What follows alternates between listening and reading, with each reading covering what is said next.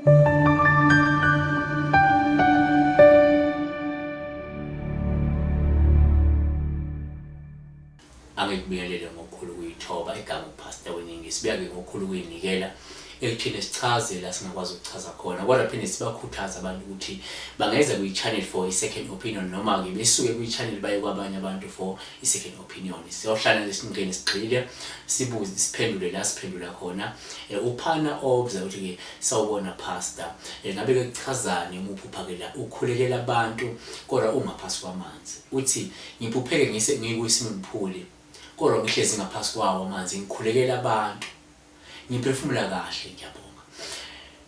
Kungane incazelo eningi kodwa ke singayikhipha la ethi uma uphupha ukhulekela abantu into yokuqala ngaba upha olusho ukuthi ubizelwe ukusiza nokwelapha abantu ngomkhuleko.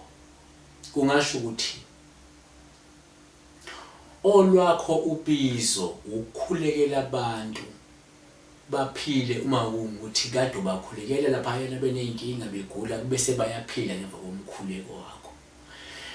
Uma futhi uphupha ukwazi ukuphila nokuphefumula ngaphansi kwamanzi uma ukhulekela abantu uphawu lolu oluhle nolusho ukuthi uzokwazi ukuphila wena ngaphansi kwezimo ezinzima uma wenza umsebenzi wobizo lwakho kepha ungaphazamiseki umsebenzi.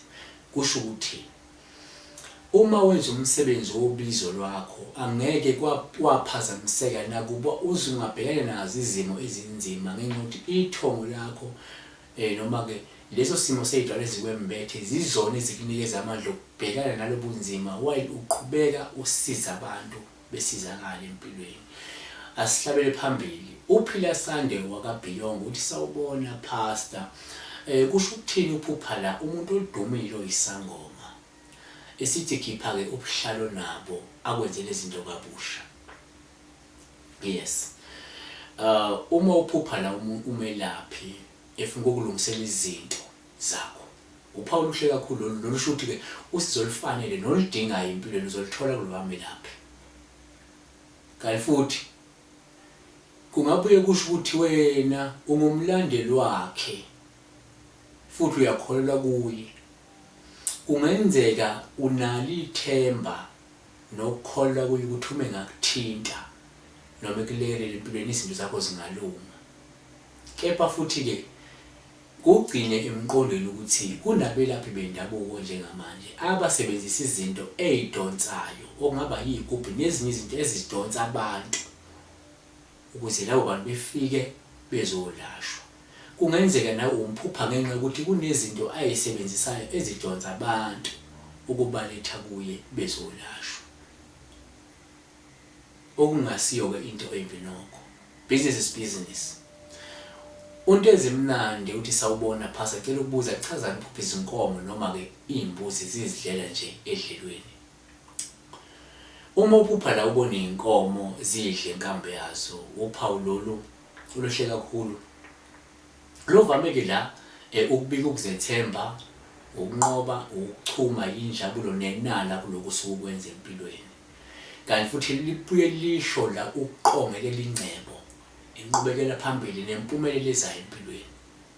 Kepha ke futhi uma usuphupha la ubone izinkomo zidle inkambu kuyenzeka kube uphawu olubuye lukukhombise ukufisa kwakho ukuxazulula izinkinga empilweni yakho bese isimo sakho siba ngcono. Okusho ukuthi kungenzeka uma ubhekene nenkinga unokufisa ukuthola ixazululo bese impilo yakho iba ngcono ibe nokuthuthuka nokusimama.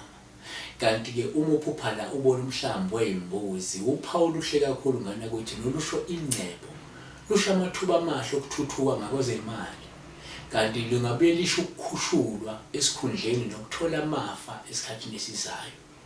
Kepha ke futhi uma uphupha ubona umhlambi wezimbuzi kuyenzeka kube uphawu olube bese luba iseqayiso kuwena ukuthi kumele uqaphele uma uthi ukhetha umlingani wakho noma ke kuzofanele uqaphele ukuze ungangeni ebudlelaneni nabantu abangenasimilo.